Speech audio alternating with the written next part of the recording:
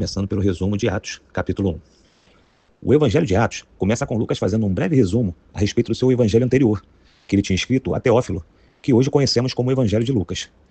Nesse resumo, ele descreve os feitos de Jesus desde o momento em que ele começou a discipular os apóstolos até o momento de sua morte. E termina o Evangelho relatando a ressurreição de Cristo Jesus, contando sobre as suas aparições por um período de 40 dias, onde ele foi dando as suas últimas instruções a respeito do reino de Deus. Após esse resumo, Lucas começa a relatar o momento final, ou seja, a despedida de Jesus, onde ele lhes dá uma ordem para que se mantenham reunidos em Jerusalém e que de lá não saíssem. Assim, eles iam esperar pela promessa feita por Deus Pai, onde eles seriam batizados pelo Espírito Santo, o Paráclitos, ou seja, seria o momento em que eles receberiam as graças de Deus. Nesse momento, no verso 6, os apóstolos fizeram a seguinte pergunta para Jesus: Senhor, é neste tempo que vais restaurar o reino a Israel? Isso me soa bastante engraçado, pois depois de tudo que eles viveram com Jesus vivo, depois de todos os ensinamentos, os milagres, tudo que Jesus passou até a sua morte, e ainda a sua ressurreição, onde ele passou por 40 dias com eles revivido após a sua morte. E mesmo assim, eles ainda não haviam compreendido o que Jesus realmente queria deles. Essa pergunta revela uma expectativa que os apóstolos tinham de um reino físico, político, similar ao que era comumente entendido pelos judeus naquela época, que Jesus iria liderar um exército para libertar-se do povo de Roma. Ou seja, ainda faltava uma compreensão maior que o reino ao qual Jesus se referia não era um reino dos homens. Realmente, era preciso um entendimento pela graça do Espírito Santo, para que eles entendessem que Jesus, em momento algum, falou sobre um reino na terra, e sim um reino espiritual. Então, Jesus nem perdeu tempo. Tratou de dar uma bronca neles, desviando o sentido da pergunta, dizendo: E eles lhe respondeu: Não lhes compete saber os tempos ou as datas que o Pai estabeleceu pela sua autoridade.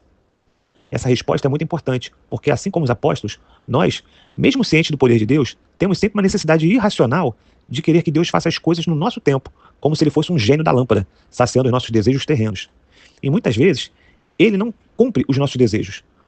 E nós colocamos ele à prova, imputando nele a culpa pelos nossos problemas. Quem aqui nunca se aborreceu com Deus, com a igreja ou com a célula por um problema nosso? Uma falta de dinheiro, um término de um relacionamento ou qualquer um outro motivo terreno. Temos que entender que o tempo de Deus não é igual ao nosso, e o seu propósito é um reino espiritual, a vida eterna, não uma felicidade passageira. Então, Jesus finalizou sua resposta no verso 8 dizendo: Mas receberão poder quando o Espírito Santo descer sobre vocês, e serão minhas testemunhas em Jerusalém, e em toda a Judéia e Samaria, e até os confins da terra.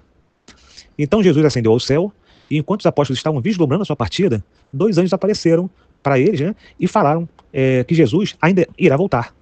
Após isso, os apóstolos se reuniram em Jerusalém para aguardar a vinda do Paráclitos, conforme Jesus prometeu. Já em Jerusalém, com todos reunidos, ali tinham os apóstolos, os 11 apóstolos, mais ainda Maria, mãe de Jesus, as mulheres que acompanhavam Jesus ali no ministério, e todas as pessoas do ministério ali, um total de se não me engano, 120 pessoas. Então, Pedro começou a explicar que com o suicídio de Judas, eles teriam que procurar um novo apóstolo, onde após muita oração pedido ajuda de Deus, eles escolheram Matias como 12º apóstolo, finalizando assim esse capítulo. Em Atos 1, nos ensina sobre a preparação para o avanço do Evangelho.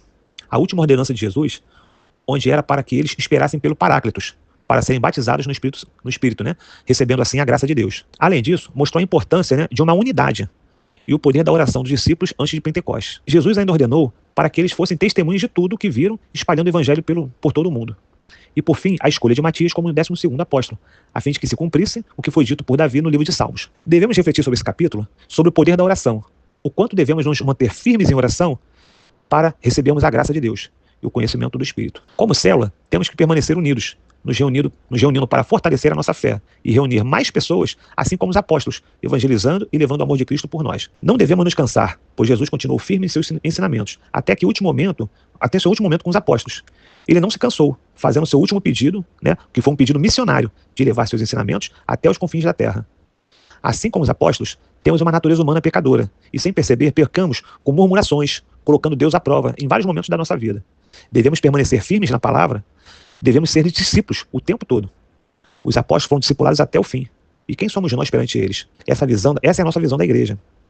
É uma visão celular, de união, de discipulado, para nos manter firmes na palavra e levar o ensinamento de Cristo, preparando as pessoas para a volta de Jesus.